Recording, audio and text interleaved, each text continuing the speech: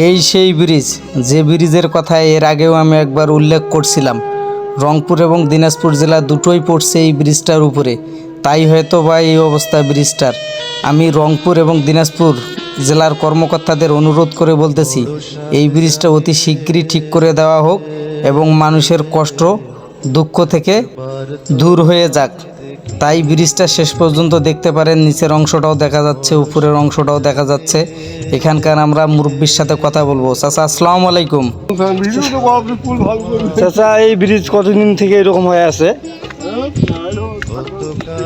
একটু দাঁড়াবেন। এই ব্রিজটা তো আপনাদের অনেক প্রয়োজন, তাই না? মানে অনেক কষ্ট হয়ে গেছে এই ব্রিজটা না থাকার কারণে, অনেক কষ্ট করে মানে যাতায়াত করার লাগে। তো আপনাদের এই গ্রামটার নাম কি? হ্যাঁ, দিনাজপুর মানে রংপুর মানে দুই সাইডের আর কি দায়িত্বে আছে। মানে দুই সাইডের দায়িত্বে থাকার কারণে এই ব্রিজটা এত অবহেলিত হয়ে গেছে। সমস্যা কি হয়েছে তোর জানিস?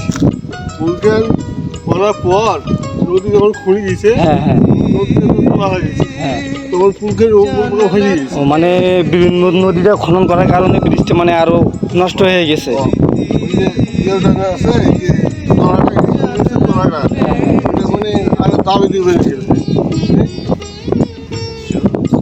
মানে আপনাদের তো এটা যাতায়াত মানে খুব ইমার্জেন্সি একটা রাস্তা, মানে এটা নষ্ট হয়ে গেছে, আপনাদের দুঃখজনক হয়ে গেছে।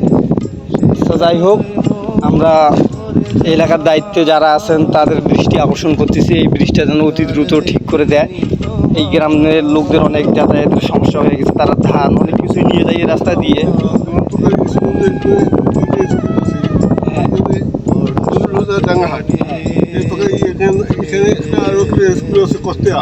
তারপরে সামনে আরো একটা স্কুল, তারপরে বসিয়ে স্কুল।